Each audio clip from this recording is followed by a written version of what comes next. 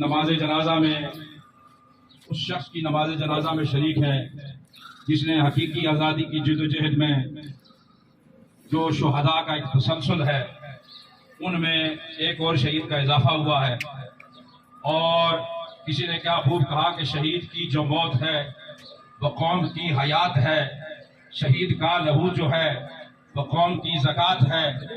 یہ ایک شہداء کا تسلسل ہے، اور یہ تسلسل کوئی آج کا تسلسل نہیں ہے۔ یہ تسلسل اس وقت شروع ہوا جب میرے آقا صلی اللہ علیہ وآلہ وسلم نے فاران کی چوٹیوں پر پہلا کلمہ حق بلند فرمایا اور لوگوں سے کہا کہ لوگوں، اگر میں تم سے یہ کہوں کہ اس پہاڑ کے پیچھے سے فوج آ رہی ہے تو کیا تم اس بات کا یقین کرو گے؟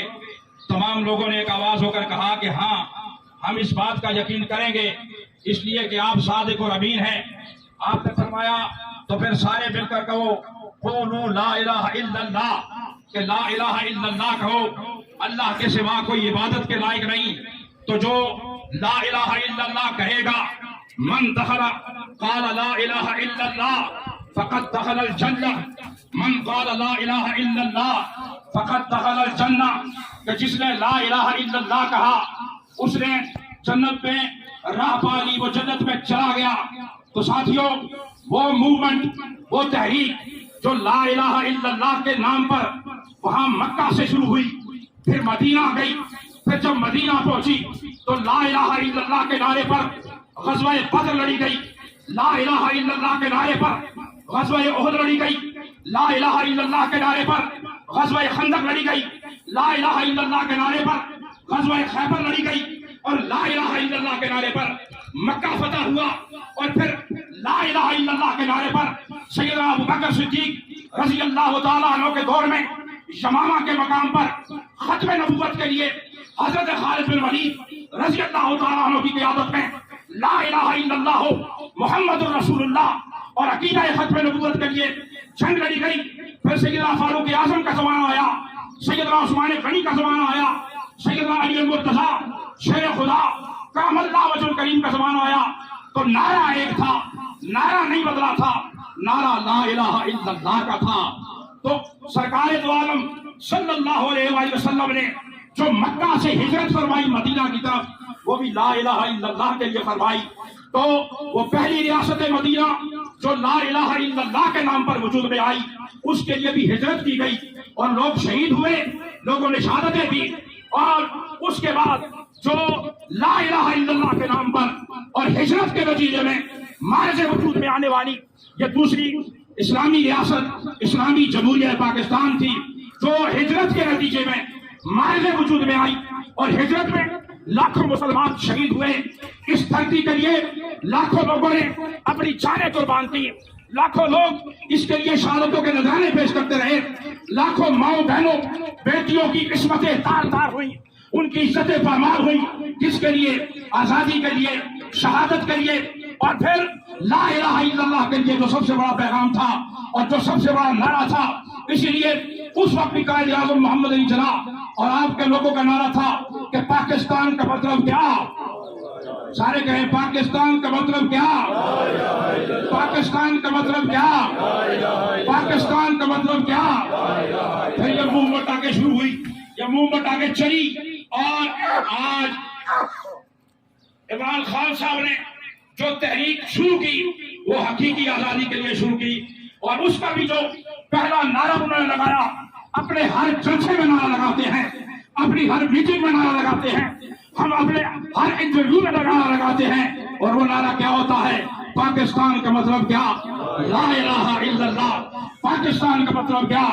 لا الہ الا اللہ۔ اور اس لا الہ الا اللہ کے لیے جو ہجرت کے نتیجے میں شہادتیں مارز وجود میں آئیں، ان شہادتوں کا تسلسل آگے جاری ہے۔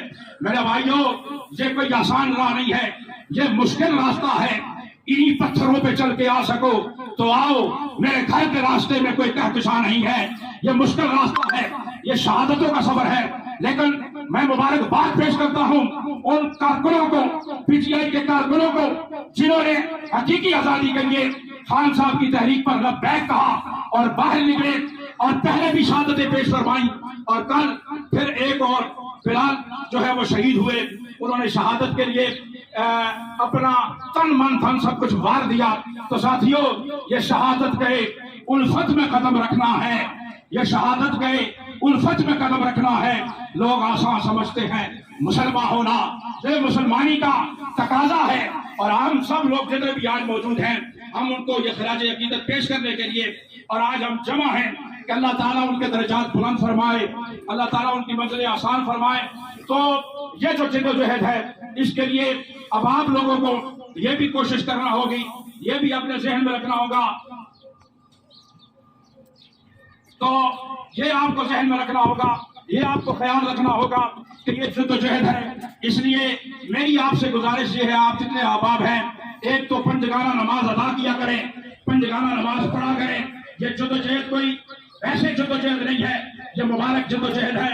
पंजगाना नमाज में दुआ किया करें, ये दुआएं जो है वो तकदीरें बदलती है। इंशाअल्लाह अजीज ये दुआएं जो है वो आपके लिए काम लाएगी। मैं एक बात करके फिर हम सबको बात के लिए बुलाऊंगा।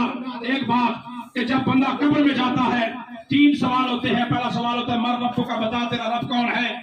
तो उसका सवाल उस सवाल का जवाब वही देगा जो अल्लाह रब्बी अल्लाहु अकबर के नारे पर मस्जिद का रुख करता होगा, नमाज पंजगाना पढ़ता होगा। दूसरा सवाल होगा मा दीन का, तेरा दीन क्या है। तो दीन इस्लाम का जवाब वही शख्स दे सकता है जो दीन इस्लाम पर अमल करता है। और तीसरा सवाल, आखिरी सवाल, सालाना सवाल, जिसके ऊपर कब्र में फैसला हो जाएगा।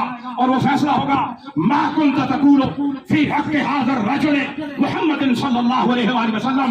नबी पाक सल्लल्लाहु अलैहि वसल्लम का चेहरा वद्दुहा सामने आ जाएगा। पूछा जाएगा कि इन हस्ती के बारे में तू क्या कहा करता था, तेरा अकीदा क्या था, तू क्या कहता था। तो जो ला इलाहा इल्लल्लाह मुहम्मद रसूलुल्लाह पढ़ता है, तो जो दीन इस्लाम पर अमल करता है, तो फौरन इस तीनों सवालों के जवाब दे देगा। और शहीद के हवाले से बता दूं कि जब शहीद की रूह कफ़स उनसरी से परवाज करती है, इधर उसकी रूह कफ़स उनसरी से परवाज करती है, उधर उसे अल्लाह का दीदार नसीब हो जाता है। तो इसलिए वो जो हमारे भाई पीटीआई के भाई शहीद हुए हैं, उन्हें अल्लाह का दीदार नसीब हो गया होगा।